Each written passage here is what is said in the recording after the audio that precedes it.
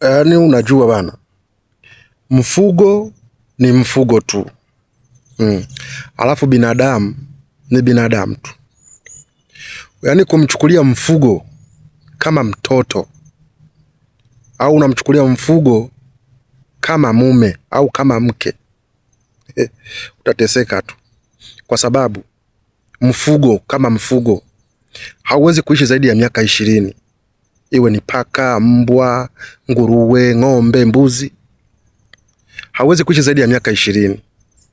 Yanapo miaka 20 ameenda sana. Kwa kumchukulia mbwa, mbuzi, ng'ombe kama mke, mtoto, mimi naona ni ujinga tu, ni upuzi.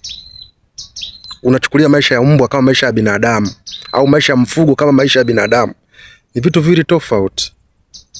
Kila mmoja hapo ana haki yake. Mnyama ana haki yake na binadamu ana haki yake, lakini huwezi kuchukua haki ya mnyama ikawa kama haki ya binadamu na haki ya binadamu ikawa kama haki ya mnyama.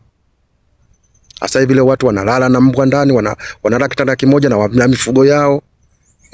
Hayo sio mapenzi, huo ni uchizi, huo ni utaira.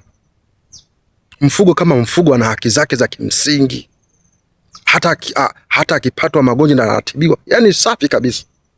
Lakini tunavyowachukulia mifugo sasa hivi kama watoto, kama wake, si kama waume, hii ni hatari sana.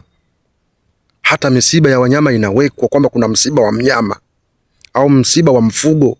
Mfugo fulani kafariki, watu wanaweka msiba, wanatoa lambilambi, wanatoa sijui vitu gani, kisa tu mnyama kafariki au mfugo kafariki. Kutengeneza mazingira kama hayo, hiyo ni hatari. Lazima ujue tu mnyama hawezi kuishi muda mrefu, hawezi kuchukua nafasi ya binadamu. Hata kama unampenda kiasi gani, unampenda mbuzi wako, kuna siku tu atakula kisu. Unampenda nguruwe wako, kuna siku atakula kisu. Umeshiu na mbwa wako, kuna siku tu atakufa. Tofauti na mtoto au mtu. Mtu anaweza akaishi miaka mingi zaidi kuliko mfugo.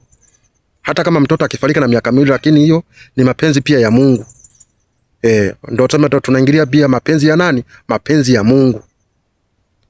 Kumgeuza mbwa au mfugo aina yoyote, iwe mbuzi au nini, kuchukua nafasi ya binadamu ni kumkosea pia Mungu.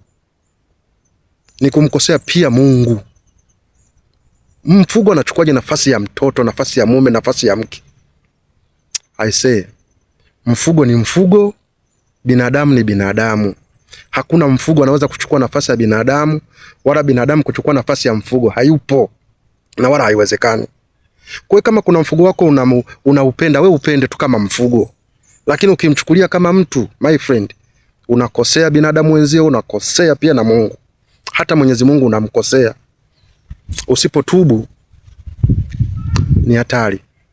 Kwa binadamu ni binadamu tu na Mungu, na mnyama ni mnyama tu, mfugo ni mfugo tu. Usiweke mapenzi kwa 100% kwa mfugo. Kwa sababu mifugo mingi tunaifunga kwa malengo. Tunaifuga kwa malengo. Nasikitisha sana kuona watu wanaweka misiba ya mifugo. Yani mfugo unawekewa msiba na lambilambi, watu wanatoa, watu wanakula nini, mpaka wanavimbea kisa mfugo amefariki. Of course ni mfugo. Mimi nachoka kwa kweli.